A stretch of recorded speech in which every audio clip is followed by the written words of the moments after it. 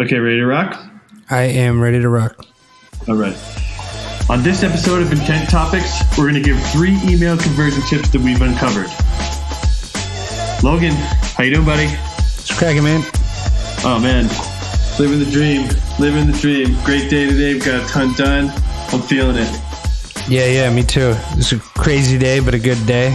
A bunch of calls, bunch of work. So Nice. Pumped podcast. Nice. So today we're going to give a few tips on email conversion that you've uncovered while doing client delivery. Absolutely. So why don't we start with this one interests me. I did not expect this, but you were saying that you found that a full link rather than a hyperlinked word converts significantly better, I'd say. Talk to me about that a little bit. Yeah, man. So when I kind of started all this, when you look at an email, you don't want to see the full URL if you're writing it. It doesn't look clean. It looks kind of like cluttered, right? Mm-hmm. And so hyperlink, the assumption is looking kind of clean and everything is really powerful. And might give the air of like sophistication and professionalism and whatnot. Legibility, right? Yeah. Uh-huh. But what we've found, this is our hypothesis, is everything we do to become more conversational and creating emails that look like it truly is that one-to-one, not canned outreach. We really did sort of build the outreach or build that email fairly personalized.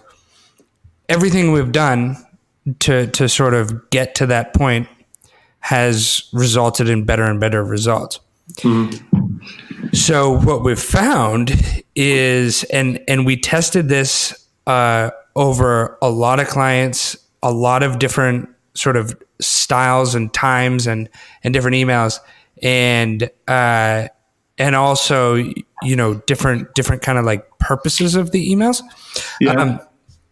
We found that the full link, not the hyperlink, so the full link, like the full URL with everything, is more. URL shorteners suck. Yeah, because it just it doesn't look conversational, right? It looks like you're trying too hard. Yeah. It also not to be Captain Obvious here, but like if you think of a call to action, right? Yeah. They say you want it to stick out. I've seen UX research that said, just the bigger the button, the more red the button, the better it converted. So why would that be the same? However, one could argue about the aesthetic.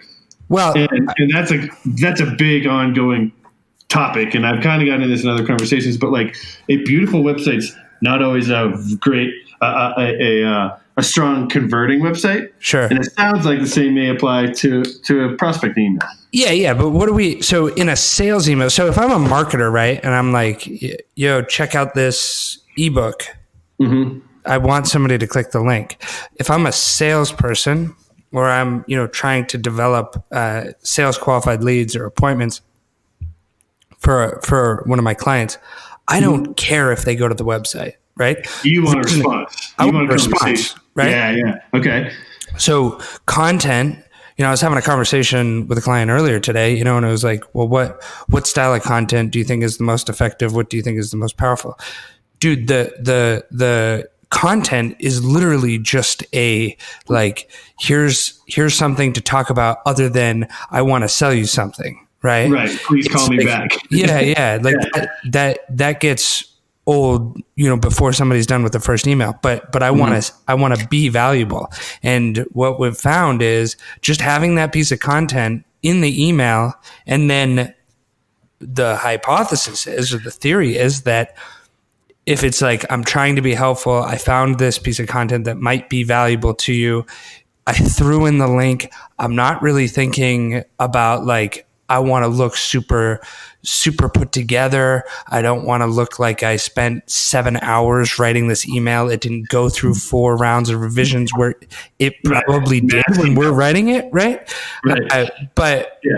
but having that full URL makes a difference to the actual reply rate, positive reply rate. And so go ahead. Well, so let me ask you. So are people clicking on it and replying, or are they just replying? Do you have visibility into that? Yeah. So we have a lower, so statistically significant lower clicks control for a lot of stuff. Yeah. So on that link, statistically significant lower clicks. Wow. But higher response rate. Interesting. Now, the real interesting thing is what we did not see, because we obviously, when we do the reply in thread, or we do, the second or third outreach after that email, we haven't seen a major drop in the sort of efficacy of the emails and phone call outreach creating leads, even if they don't click, right? So the idea would be if they read the blog article and then, sort of conventional thought is like they click, they read the blog article, maybe they don't respond to you, but if you, a short follow-up message a week or two later, maybe they're more likely to respond. What we've found is regardless of whether they go to the website and read the blog article or consume the video or whatever, it's just about the same reply conversion between the hyperlink or the URL. So what we're saying is look conversational, look valuable, be authentically, sort of, I guess, valuable in your outreach, but like don't obsess over the metrics that don't matter. The real metric that matters is the reply rate, and you get replies when you look conversational. And so I think that's the lesson that's kind of the hypothesis. Now, have I called up a prospect after they reply between the hyperlink or the full URL and asked them why they replied? No, sir, because we want to sell stuff. But that's as far as we've gone. And so when we've got data that looks pretty conclusive, we're just going to roll with it. Yeah, kind of on the same vein. I got advice early on, early in video, in marketing and prospecting.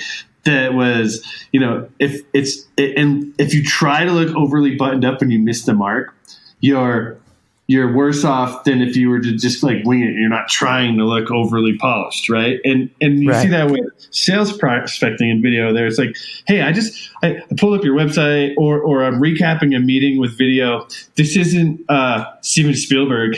I'm just trying to send you a personalized message with some video. And I think the same is here. It's like, I'm trying to appear to just be writing you just a personalized email saying, hey, what's up? This isn't a massive production from a huge marketing department. Right. So I like this tip a lot. Yeah, man. Yeah, I think it's all about that. It's all about being authentic, Nice. Yeah. So tip number 2. This tip was, this one was interesting. This was with a client recently, a couple clients, where we were revising content, and you had the idea of using this particular client's like calendar booking link. Talk to me about what you did there and what the result was. Yeah, so calendar booking links in outreach is nothing new. Sure. It's a really good idea, right? Mm-hmm. And one of the things that I've always had a problem with these booking links is I feel like it's lazy, right?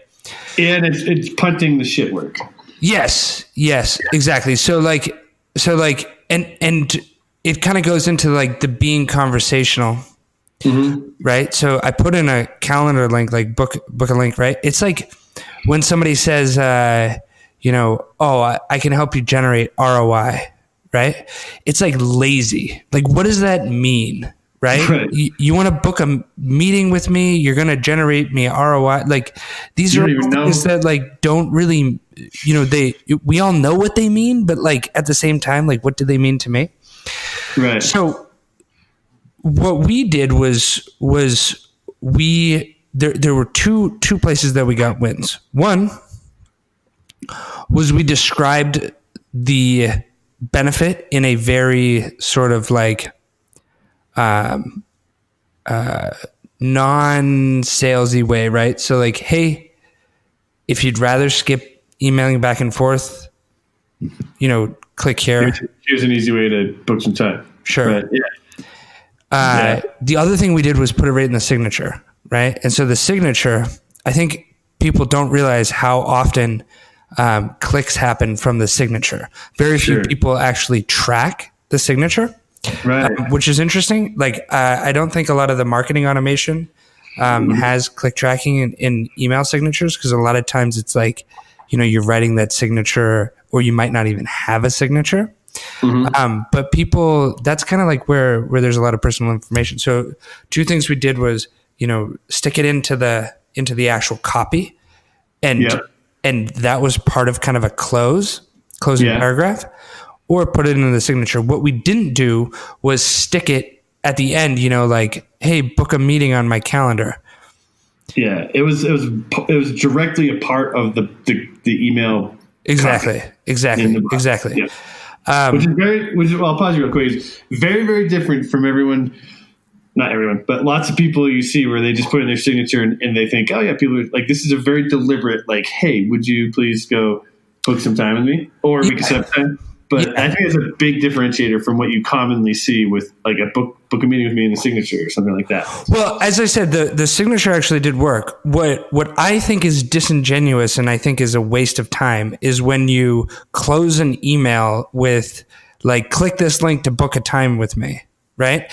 That screams like you were in a mass email list and I'm just trying to get somebody to agree to a meeting. Without now, a couple of years ago, I was using a tool called Mixmax, which is interesting. The deliverability of Mixmax has gotten crushed lately, but it's for Gmail, and you can actually insert specific times. So I played with meetings? which was cool. Lengths of meetings or actual proposed dates? Yeah, like proposed dates and times, so you could insert a few different times. And that's interesting. That's also an interesting idea that I'm working on testing is actually putting some times into emails like, hey, I saw this. I think that this could be an interesting conversation. Here's a few times what might work for you, as opposed to the other disingenuous, hey, how does a call next week look like that? That's an automated email, right? Yeah. That's a close. Even on Monday, it could be, well, I'm just trying not to pressure them, right? So really putting context around it, like, hey, if you don't want to go back and forth, just throw some time on my calendar, and here's some time, and be careful with that calendar link to have like every single open time, make it look like you're not busy. I think that's if nobody else is booking on your calendar, why would I, right? Yeah. Or the signature actually does work pretty well. If you truly look like you're conversational in your email, right? So a marketing style direct response kind of email with a scheduling link in your signature is just not going to get looked at, right? So maintain conversational, and you will earn the right to somebody potentially clicking to schedule that out of your signature. Nice, I love it. All right. Next tip. Let's talk about subject lines. You have some strategy there that you think are useful. Let's get into that tip. Yeah, so it's no secret that right now the trend is away from the crazy subject lines in the B2B space and really going towards the conversational, as if a coworker was running. So let's compare. Crazy meaning eye-catching, maybe potentially witty, right? Yeah, witty does work. It needs to be as if a coworker or somebody you're already doing business with would send it to you, right? Yeah. So like casually on the bus on their iPhone. Exactly. So things like not capitalizing words is fine, right? We want to be casual because. So here's the thing: if you are looking at your metrics, your email metrics, and you get a fantastic open rate, but then things like, clicks or replies are super low, right? Your subject line is what gets opened. Oh yeah. Your copy is not what helps open it. The beginning copy, the preview, but let's assume that the subject line is typically what gets an email opened. So think about this. There are salespeople who have all these tricks to get around gatekeepers, right? You can act like somebody else and all these kinds of tricks. That's what one of these subject lines that we've all seen it. The subject line really has nothing to do with, or is very only tangential to do with the email. Those kinds of emails do not get opened, or they get opened, but they don't necessarily do anything, right? In fact, that harms your chances because you're slimy, right? And like sales and marketing folks have just worn them out. Like, yes. It's just, you let that cool down. Yeah, exactly. Yeah. I don't care if I won a contest or any of that crap. What I care about is, one that has worked for me. I'll give it away because it's kind of like dead now, but at least in my outreach is interesting article, right? All lowercase, right? Yeah, lowercase. Interesting article, right? A plain text email, not from a marketing automation software. Plain text email, 1-to-1 send. Interesting article has got me, an incredible amount of opens. It got me responses. It got me LinkedIn views. It's got me what I need to then be able to go make phone calls and all this kind of stuff. This is my personal outreach. So, what would that look like? What would that article look like if I put that into marketing automation software, right? And we were in the Marketo or Eloqua or that, it would be like, 9 tips, don't miss this, whatever. Yeah. Get out of my effing inbox, right? So like that. Yeah. I got a list of 39 sales emails right here. That's like feeling, insert emotion. Let me help. Like, don't say stuff like that to me, or 10 to your prospects traction in 10 minutes. Like, don't sell me the dream in a subject line, please. Right. Right. Yeah, dude. Like, and so I would always rather have somebody, open the email that I sent them that has a more conversational or casual or not salesy subject line.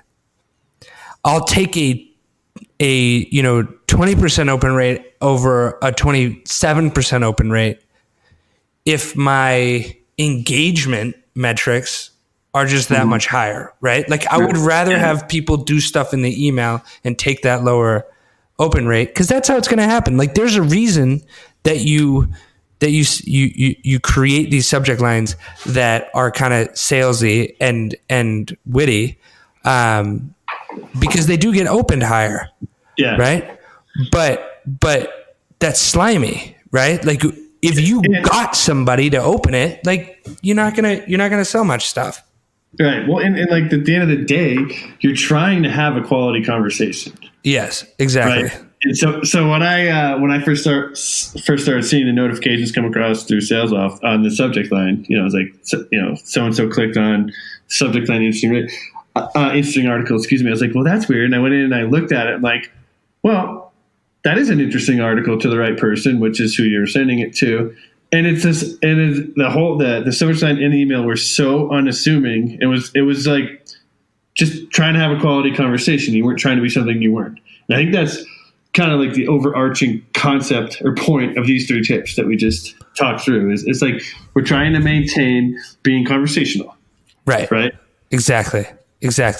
Yeah. Just sound like you want to have that conversation, and people seem to respond to that, and that's really helped us, crush. And you can see how that feels unnatural, though, right? You're like, I'm supposed to put together this campaign, or I'm supposed to prospect, X times a week to hit my KPIs. It's going to be this thing, right? Right. It's like, no, man. It's supposed to just be like casual, like messages, like we call them cocktail party messages. Just say, hey, here's the thing, trying to add some value. Let's start a conversation, right? Because we think there's value to add here, and not being more than you are. Absolutely. All right, buddy. Cool. Well, anything more? You want to wrap it up? No, man. This is great. All right. This wraps up today's episode of Intent Topics. I'm Chris Battis. And I'm Logan Kelly. Thank you, everybody, for listening. Please give us a 5-star rating and give us a follow in whatever podcast app you're listening to.